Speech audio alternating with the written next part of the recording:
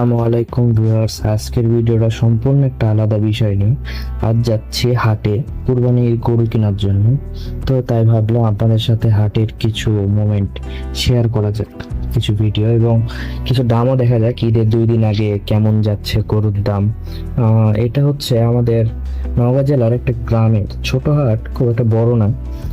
এখানে আশেপাশে যারা গ্রামে গরু টরু পালন করে এরাই বেশিরভাগ টাইম গরু নিয়ে আসে। ম্যাক্সিমাম টাইম দেশি গরু এখানে থাকে, ছোট গরুগুলো। আপনাদের যারা ঢাকাতে থাকেন তাদের বা ঢাকা চিটাগাং এই দিককার মতো অনেক বড় বড় গরু এখানে ওঠে না।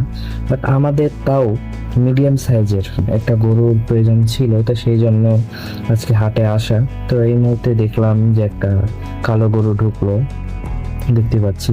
তো চলেন হাটের ভিতরে দেখা যাক কি টাইপস এর গরু আজকে উঠেছে।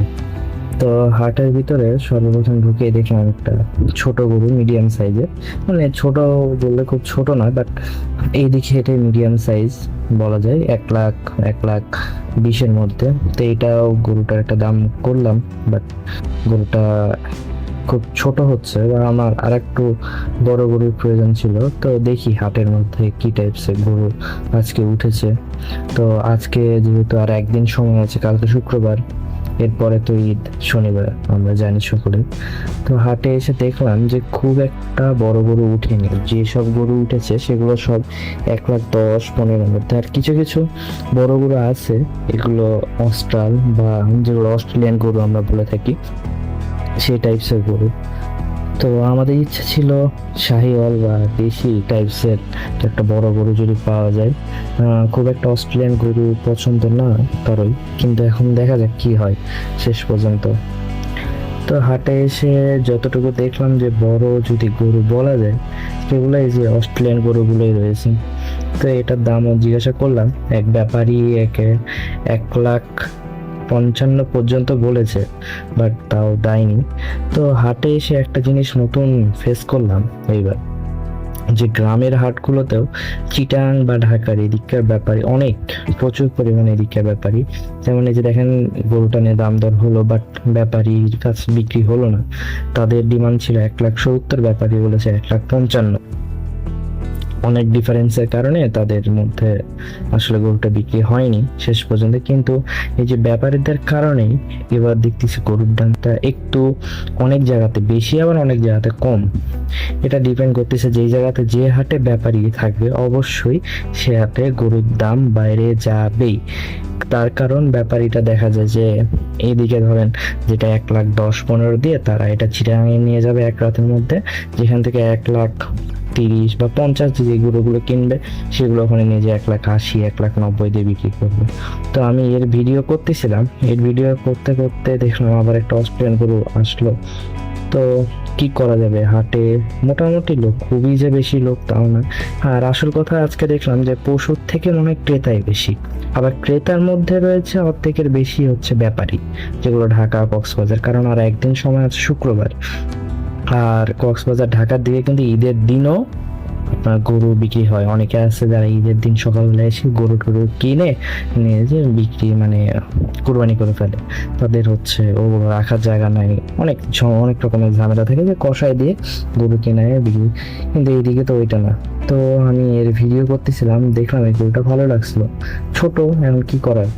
তারপরে দেখি পিছন থেকে আমার গুতা মারে, আরে হালাই করে কি।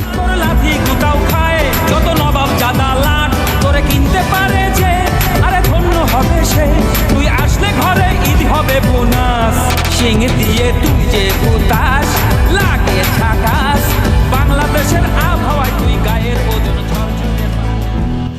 পরে ভাবলাম যে এর ভিডিও করিনি, বাট তুই তো ছোট রে বাবা, তোর ভিডিও করে আমার লাভ বের হয়ে যায়। আমাদের লাস্ট শুক্রবারে আর একটা হাট, তার আগে এই গরুটা নজর কাড়লো, কিন্তু আমাদের একটু দেরি হয়ে গেছিল। একটা কক্সবাজারের ব্যাপারী এই গরুটা কিনে ফেলেছে 1,60,000 দিয়ে। আশারা ইনশাল্লাহ হয়তো কেনার ইচ্ছা ছিল। তো এরপরে গরু হাট থেকে মন খারাপ করে চলে আসলাম, কি করার। আমাদের যদিও খাসি কিনা হয়ে গেছে, তো সাথে আর একটা ফ্রেন্ড ছিল, তো ওর বাড়ি এই গ্রামের আশেপাশেই, মানে ঈদের ছুটিতে আসছে, ও ঢাকায় থাকে। তো এসে কিছু ছাগল দেখতেছিলাম যে ছাগলের দাম কেমন কি চলছে। তো ছাগলের দামও দেখলাম হাই। তার কারণটা আপনি একটু পরেই দেখতে পাবেন ভিডিওতে। এক একজনের কাছে ম্যাক্সিমাম দুই একজনের কাছে একটা দুইটা করে ছাগল রয়েছে, বাট কিছু কিছু মানে কিছু কিছু লোকের কাছে একটা দুইটা করে দেখতে পাচ্ছেন। বাকি সবার কাছে দেখেন পালে পালে ছাগল, মানে এক পাল বলতে বোঝায় একবারে হচ্ছে 8টা 10টা করে ছাগল। তো 8টা 10টা করে যার কাছে ছাগল সে কখনোই বাসায় পালন করেনি, সে অবশ্যই ব্যাপারী বাড়ি বাড়ি গিয়ে কিনে আনছে, কিনে এনে সে বিক্রি করছে। এখন তার কাছ থেকে আপনি কি দেখে ছাগলটা কিনবেন? তারপরে দেখলাম একটা লাল টুকটুকে মানে লাল সাদা বাবু, রাজা বাবুই বলা যায়। তো এই ছাগলটা আমারও খুব পছন্দ হলো। দেখলাম দাম দর চলছে, ব্যাপারী এটার দাম 23,000 ডিমান্ড করছে। তো সামনে যে ছোট বাচ্চাটা ও আসলে পছন্দ করছে, ও বাবাটা বলছে যে এটা তার নাকি পছন্দ হয়েছে। কুরবানি তো পছন্দের জিনিস, এখন পছন্দ দেখেও তো ব্যাপারী মনে করেন এখানে হাত মারে। ও 23,000 চেয়ে বসছে দাম, এখন বাচ্চার পছন্দ। তো সেই ক্ষেত্রে এখন কি করবে তারা ভালো জানে। তো এর পাশাপাশি আমি দেখতে পেলাম পাশেই ভেড়ার একটা পাল, এখানেও দেখতেছি ভেড়াও দেখতেছি পালে পালে বিক্রি হয়। তাহলে কিভাবে মানুষ কিনবে? পরবর্তীতে পাশেই ছিলাম, দেখলাম যে না 22,000-এ ছাগলটা বিক্রি হয়ে গেল। আসলে তার এটা মনের ইচ্ছা ছিল, তার ছেলের ইচ্ছা, তাই সে 22,000-এ কিনলো। পরবর্তীতে হুট করে ফোনে শুনলাম যে একটা গরু নাকি পছন্দ হয়েছে, কালকে যে হাটটা আছে ওটা অনেক দূরে, তো সেই কারণে এখানে গরুর হাটের মধ্যে যে এরকম একটু রাগারাগি চলে, রাগারাগি না করে শান্ত মেজাজে গরু বিক্রি করাটাই ভালো। তো চলেন এত কথা না বলে দেখি কোন গরুটা কিনে রাখছে। অলরেডি নাকি দাম দর হয়ে গেছে 1,71,000 টাকাতে। গরু নাকি একটা পছন্দ হয়েছে। তো শেষ পর্যন্ত এসে দেখলাম হাতির বাচ্চা কিনে রাখছে। তো হাতির বাচ্চা বলতে আমি ওই অস্ট্রেলিয়ান গরুকেই বুঝাই। তো এখন কি করার, হাতির বাচ্চা কিনছে, এদিকে গরু ভালো পাওয়া যাচ্ছে না। সেই ক্ষেত্রে আসলে এসে কিছুটা মন খারাপ হয়েছিল। তারপর কুরবানির জিনিস কিছু বলার নেই, যেমন হবে তেমনই মেনে নিতে হবে। তো শেষ পর্যন্ত দেখলাম ব্যাপারীর সাথে টাকা লেনদেন হওয়ার পরে গরুটা তুলে ফেললো নিয়ে যাওয়ার জন্য। আমাদের এদিকে নসিমন বলা হয় এগুলোকে, নসিমনে করে তুলে ফেললো। নসিমনও আজকে লাস্টের আগের দিন, তাদেরও ভাড়ার ডিমান্ড অনেক, 1 কিলো বা 1.5 কিলো নিয়ে যাবে, তাতে 1,000 টাকা ডিমান্ড করে। তো যাই হোক, কালকে আশা করি একটা নতুন ভিডিও দেওয়ার চেষ্টা করবো যে ঈদের আগের দিন কেমন দাম যাচ্ছে। তো দেখেন গরুটা নিয়ে আসছে আমাদের এলাকায়। তো এই দুই পাবলিক মনে হলো ছাগল নিয়ে ছাগল চড়াচ্ছে, তো তাদের ভিডিও মনে হলো ছাড়বো সে মনে হচ্ছে। যাই হোক, তো দেখতে দেখতে দেখি গায়ের উপরে গাড়ি তুলে দেবে। গরু কি গায়ের উপরে উঠবে বুঝতেছিলাম না। তো দেখেন গরুটা নামায়, তো যেহেতু একদিন আগে নিয়ে আসলো, আমি আবার বলি যেহেতু একদিন আগে নিয়ে আসলো, কালকে শুক্রবার একটা দিন, পুরো দিনটাই মনে হয় কামলা খাটতে হবে গরুর পিছনে। তো গরুটা নামানোর সময় একটু স্লিপ করে, কারণ উপরেরটা একটু স্লিপ ছিল। তো ভারী গরু, নামার সময় একটু ভয় লাগতেছিল যে পাটা যদি কিছু একটা হয়। তো না, দেখলাম সুন্দরভাবে সে লাফ দিয়ে নেমে গেল, কোনো রকম সমস্যা হয়নি। যদি একটু শরীর ভারী গরু, ক্যামেরাতে হয়তো বোঝা যাচ্ছে না, বাট আমাদের দিকে এটাই অনেক বড় গরু। এখন সবাই দেখলো অস্ট্রেলো। তো এখন এই যে এই জায়গাতে যে বাঁধলো, কালকের দিনটা যাবে। তো ভাবলাম কালকে আমাকে তো বুঝতেই পারছেন রাখাল হতে হবে একদিন। তো কালকে পর্যন্ত ওয়েট করতে হয়নি, তার কিছুক্ষণ পর থেকে রাখাল হতে হয়েছে। দোকানে যাও, কয়েল নিয়ে আসো, কয়েল দাও।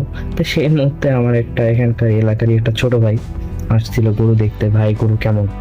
গরু দেখতে এসে সে নাকি গরুর সাথে সেলফি নিবে। তো গরুর সাথে সেলফি নেওয়ার জন্য সে গেছে। গরুটা শান্তই ছিল, আমিও দেখলাম গরুটা শান্ত, বাট কি হলো বুঝলাম না, সে অজান্তে খেপে উঠলো। তো আজকের মতো এখানে শেষ করছি, আল্লাহ হাফিজ।